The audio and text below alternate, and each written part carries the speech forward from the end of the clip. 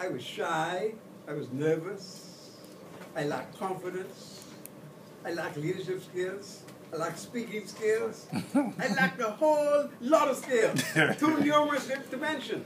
The Toastmaster Malachi Lundy, the Vice President for Education, he had pity on me.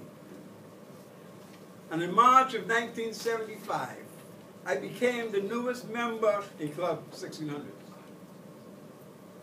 2 weeks after, I had to give my icebreaker. Never before had I given an icebreaker. The first speech ever. Something happened. My forehead became knotted. My throat became dry. My palms became sweaty. My knees started to shake. And I wanted to quit Club 1600 that same night. But they encouraged me to keep speaking. And I stayed on. That same year, I became the tennis champion in 1975. But in 1976, I lost my championship. And the national guiding carried a story saying that I lost power in my serve. Just the way you wrote it, eh? But 2 weeks later, I had to be flown to a Miami hospital, suffering from major decrease in power. I had to undergo major operation.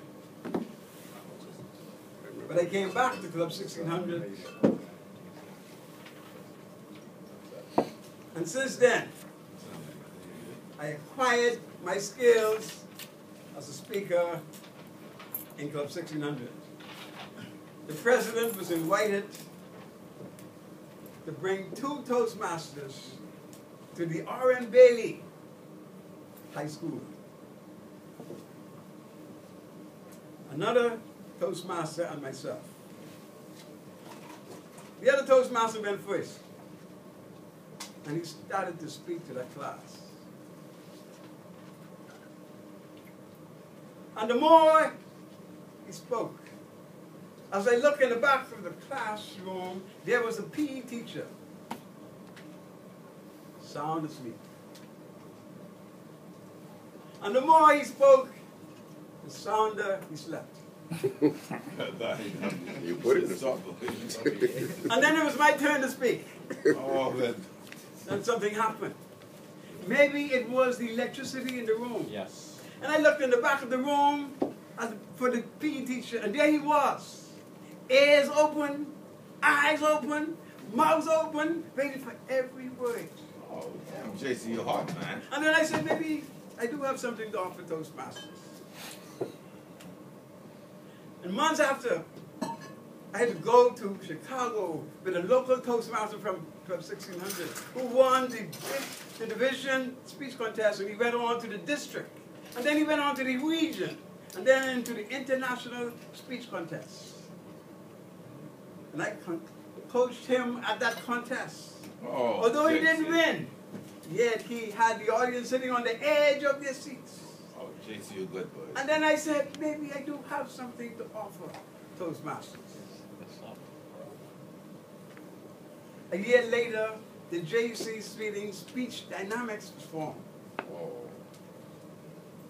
And not only did Toastmasters come to Speech Dynamics, we had professional speakers come in to practice their skills. Yes. And here, my confidence is now soaring. And I decided to run for the presidency of Club 1600. Oh.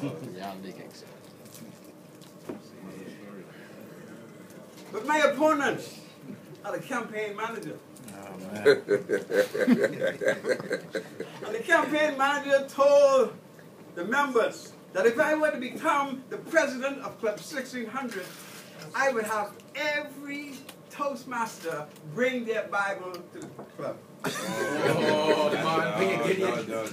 Bring a Gideon. And so it was. The devil worked. So it was. I lost. I lost the vote on a count of 26 to 6. Never run again. It's close. Listen to the host. That's not a And loss. the Toastmasters in this room know all about, like Hawkins is saying, don't get mad, don't get even. Get better. Get better. JC. And so I joined up with the international organization, the people who place the Bibles around the world. Yeah. The Gideons International. And since that time, to the Gideons, I became the president of the local Gideon camp in Nassau for 9 years. Oh, jeez. Halo. You still get the Bible. So Toastmasters and guests. How do you win? In Club 1600. In 1981 and 1984, I became the Toastmaster of the year in Club 1600. In 2007, I became the president of the Advanced Toastmasters Club. And my theme at the time was self-improvement has no finish line. Self-improvement has no finish line.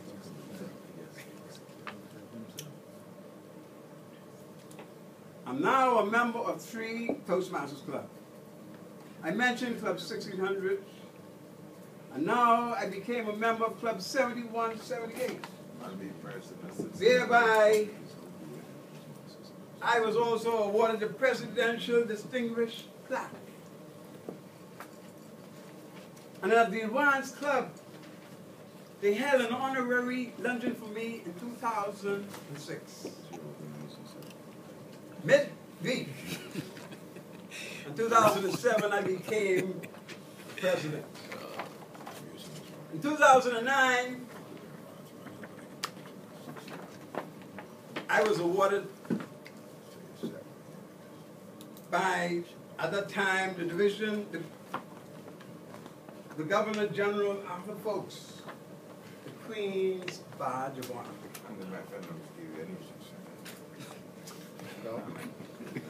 2013, my book was published, The J.C. Sweeting and Positive Friend. Yes. And we have Hardback.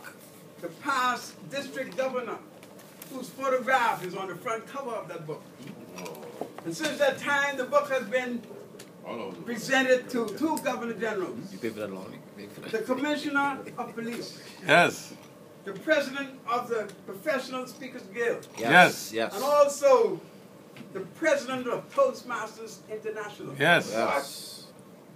Fellow Toastmasters and guests, how do you win in Club 1600? It was best-selling author Pete Track who said, "You are the master of your mind. You are the master of your life. You have the power to change the way you think and feel. You have the power in you to achieve your goals, to become the person you were meant to be, and to live the life of your dreams." What do I have to offer Toastmasters? Just last week, my eldest son,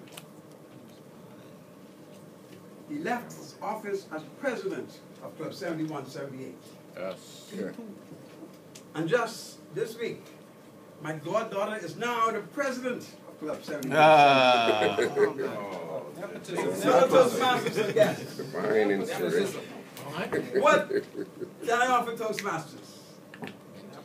Become the president. Look at your legacy. Fellow Toastmasters and guests, last year, Club 1600 held the 34th annual J.C. Sweeting Table Tennis Tournament. What can I offer Toastmasters after 34 years? 34 years. Jeez. 34 years. I'm still asking myself that question. What can I do President. to become a President. winner in Club 1600?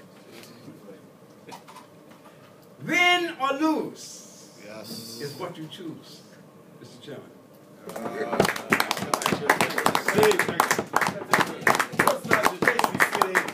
You know, one day you'll become the president of 1600. I know that's one of your goals. Yes. You know, it's amazing. I was just like you know. I thought I could speak after 5 meetings here in Toastmasters. The PLP heard about me and they took me. And guess what? The first place they took me. I don't know if Bradley knew this. Down to the white place, Spanish Wells. We went there. Our little group went down in Spanish Wells. Could you imagine? In those days, and I start talking, but this white fella, Concrete Joe fella, came with his buggy, you know, the what do you call him, the buggy, the golf cart, and run into us, man, run into the whole group. Man, look, one of our boys fell up, he knocked him up in the air, and he fell in the buggy. The other one got knocked across the street. When we called the policeman, when we looked, the police came, and I could see the red tunic and a red T-shirt under his tunic. But I was so mad. So we tried to explain to him what happened. Like we weren't doing anything, and he fell to the wrong. He said, "Oh no. The fellas got knocked down. They're in the wrong." I said, "Me not they're in the wrong." We asked him. He said, "Oh no, they can be charged." I said, "How do you mean they can be charged?" So you see, the one is man buggy. He can be charged with breaking and entering. And you see the one crossing the bushes there? He can be charged with leaving the scene of the accident. Bradley knows that. And now fellow Toastmasters distinguished guests. Look here, these speeches are only 5, 7 to 10 minutes, eh? And we're not going over that because we'll be here all night. All the speakers are here. Our next speaker who I will be calling on is one who will be speaking on the topic from Whence I Came. He gave me a bio of himself. I'll just say he's a past division governor. He's secretary now of the Civil Society in the Bahamas. And this is this